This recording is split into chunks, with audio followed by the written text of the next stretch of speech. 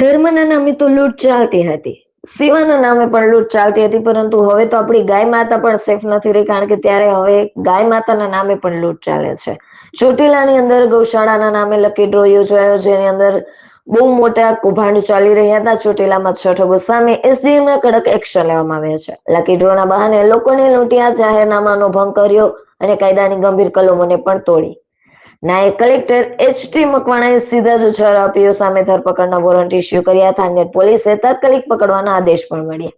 આ તો lucky draw નહીં, લકી ફ્રોડ. સાહેબ, જે તરણેતર ગામે લકી ડ્રો થયો એની શું વિગત છે સાહેબ? અત્રેના ચોટીલા સબ ડિવિઝન હેઠળના થાનગઢ તાલુકાના તરણેતર ગામે 2 દિવસ અગાઉ 6 ઈસમોએ લકી ડ્રોનું આયોજન કરવામાં આવેલું હતું. ધ લોટરીઝ રેગ્યુલેશન એક્ટ 1998 મુજબ ગુજરાતની અંદર આવા લોટ કરવા, ડ્રો કરવા, લકી ડ્રો કરવા જેવી જે પ્રવૃત્તિઓ છે સંપૂર્ણ પ્રતિબંધ છે. તેમ છતાં પણ 6 થી 7 ઈસમો દ્વારા આ લકી ડ્રોનું આયોજન કરવામાં આવેલું હતું, જેમાં લાખો ટિકિટો છે એ ટિકિટોની વેચણી કરવામાં આવી હતી અને કરોડો રૂપિયા છે ઉઘરાવવામાં આવેલા હતા.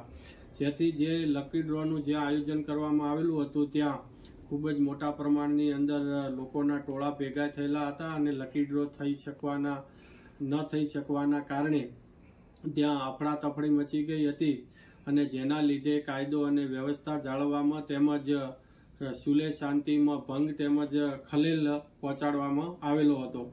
જેથી કરીને આ જે લકી ડ્રો કરાવનાર ઈસમો છે, હીરાભાઈ જે ગ્રામભળિયા, રહે નાના માત્રા, તાલુકો વિંછિયા, લગધીરભાઈ કે કારોલિયા, રહે કાનપર, તાલુકો થાનગઢ, સુરેશભાઈ આર ઝરવરિયા, નવાગામ, તાલુકો ચોટીલા, મોરાભાઈ એસ ડાભી, ચિત્રાખાડા, તાલુકો વાંકાનેર, નરસિંહભાઈ ડી સોલંકી, વિજળિયા, તાલુકો થાનગઢ અને રમેશભાઈ સી જેજરિયા, રહે અભેપર, તાલુકો થાનગઢ. આ તમામે તમામ 6 ઈસમોએ જે કૃષ્ણ ગૌશાળા તથા અંશોયા આશ્રમના લાભાર્થે આ લકી ડ્રો કર્યો હોવાનો વિગતો સામે આવી છે.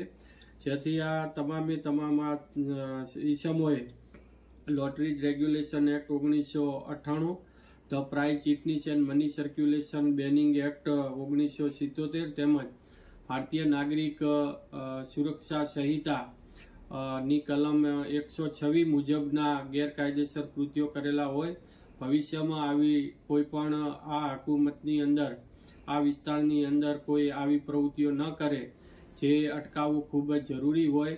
જેથી કરીને આજે ઉક્ત 6 ઈસમોની સામે ધરપકડ વોરંટ ઇસ્યુ કરવામાં આવેલા છે અને ત્યારબાદ એમની જામીન અંગેની તેમજ કાયદેસરની પ્રક્રિયા એ હાથ ધરવામાં આવેલ છે.